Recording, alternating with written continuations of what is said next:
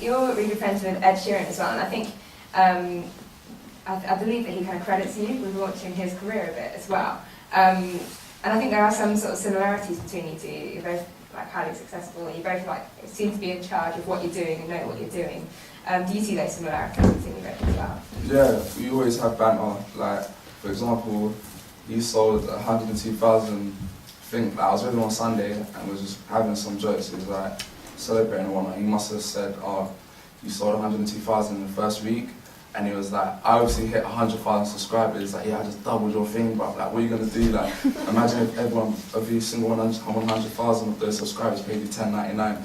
It was just jokes, but like, it inspires me to do more. So like, we always have like banter, but yeah, like, it's quite cool. Yeah. Do you think you've helped each other out along the way? Have you been on kind of separate paths, but just sort of having that banter?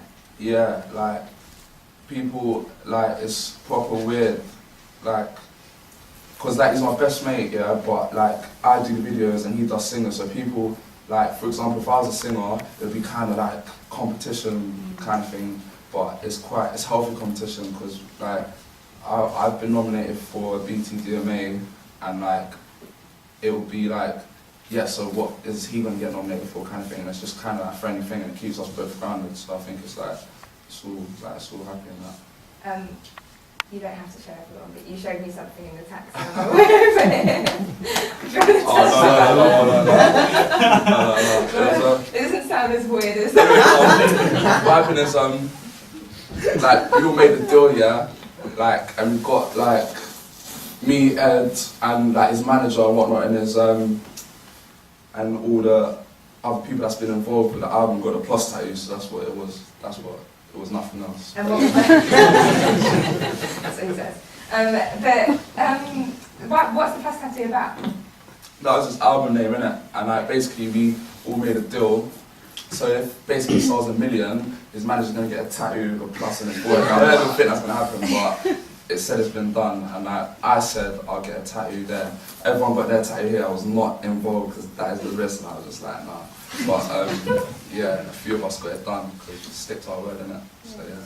Just to mention Ed once more, he still kind of surfs people's couches. He sleeps on couches still. That's the most regular he was anyway.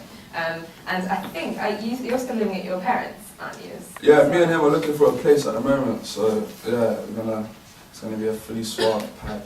What's it like having this massive kind of career and still sort of living with your parents? They're really supportive of what you're doing? Yeah, they are. Like, it's proper like shocking. Like, my mum gets like old managers phoning her up saying, "Oh, I just see your son on TV," because she's in an advert saying, "Jamal, why are you filming me?" kind of thing. And those people, if they turn their head that way and it's on the TV, they'll think, "Oh, that's Brenda," because she's got such a distinctive voice, and they're like so shocked and stuff. So it's like pretty good. Like, mum and dad are quite like happy with what I've done. And have they, I mean, going back just very, very briefly to your childhood again, did they always like have kind of a musical influence on you, or? No, but like, loads of people are shocked. Like, my mum did X Factor in 2005 and she came fourth. She was in Shane Woods, yeah.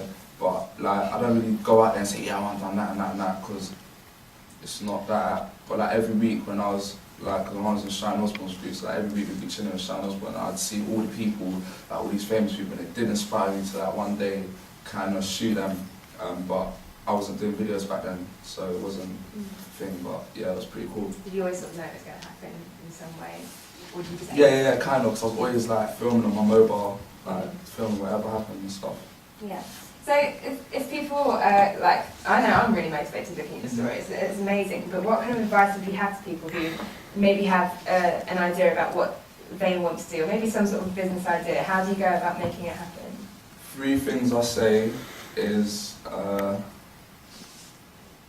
be unique with whatever idea you've got, have a like unique selling point of what it is, like a kind of niche, be creative, and like chase your dream at a competition. Because I've been people, like whether you want to make jewellery, whether you want to make clothes, whether you want to speak, or whether you want to film videos, if you're always looking at, like for example with me, if I'm always looking at BBC, ITV, or whatever online channels there are, it will like distract me from where my main goal wants to be. It's all good, like me looking at other people, whether you're a footballer looking at other players, but if you keep looking at them, it will distract you from your goal, and you'll be like, oh, why am I not doing that? Why can't I do that? So you just always got to stay focused on what your thing is and what your dream is. That's good advice. A quick change of subject. On your Twitter profile, there's a picture of you and Richard Branson. What? Just casually. What's going on there? I had dinner with him like a while back. I won some competition, and I was just like blown away because that's one of my inspirations. And like, knowing me, I'm a joker, innit? So I must have went like that in a picture, and he done it as well. I was like, raw, like he's like very cool and down to earth, but he's proper cool, like. And yeah, I just met him, had dinner, and like that was it basically. So yeah, hopefully I'll be working with Virgin in some shape or form soon.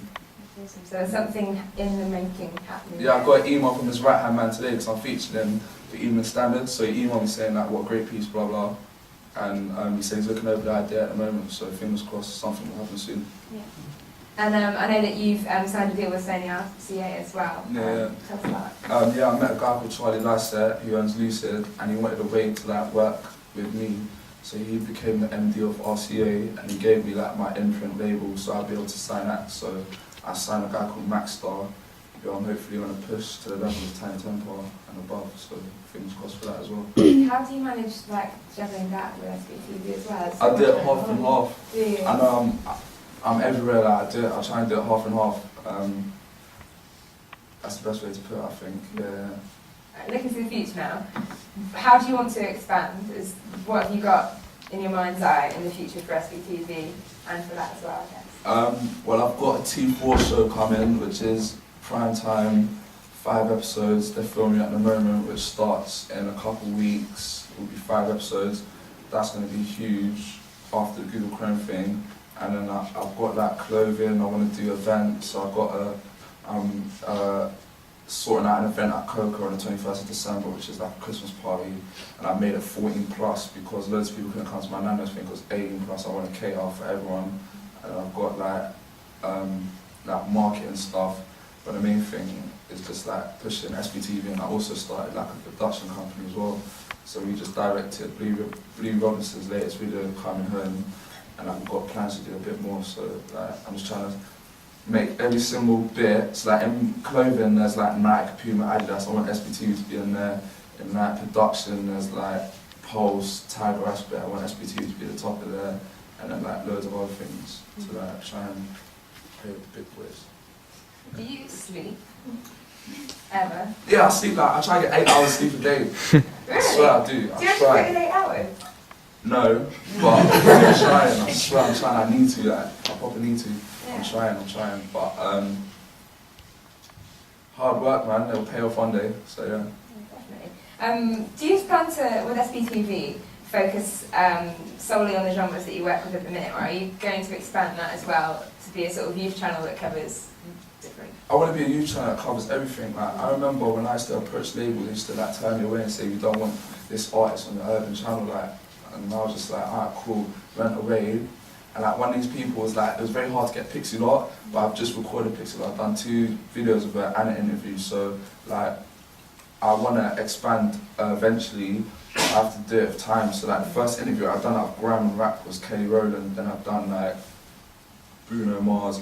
Then I've done like Selena Gomez and Justin Bieber. But I try like that's that 50-50 thing again. Because I started off Grime and Rap, I always try and like phone Skepta or phone Kane or phone Giggs or someone, say let's do something to balance it out, because I've got like these Justin Biebers or whatever on the channel, so I try to keep it best of both, because I want the new people as well, because that's the only way I'm going to expand. But some people don't get it, but that's, I guess you can't please everyone. Yeah. Do you want to expand into America as well? Is that Yeah, eventually. That's what the T4 thing was, like the last episode was to take us to America, and like meet Mark Zuckerberg and whatnot. But I don't want to do it too fast because I think I've got a lot to do still in the UK. Loads of people say, yeah, I've made it, whatever, but I don't think I'll ever make it, because I always try and talk what I'm trying to do. But I want to do what I've done here in America, like get the up and coming rappers and the up and coming singers and still balance it.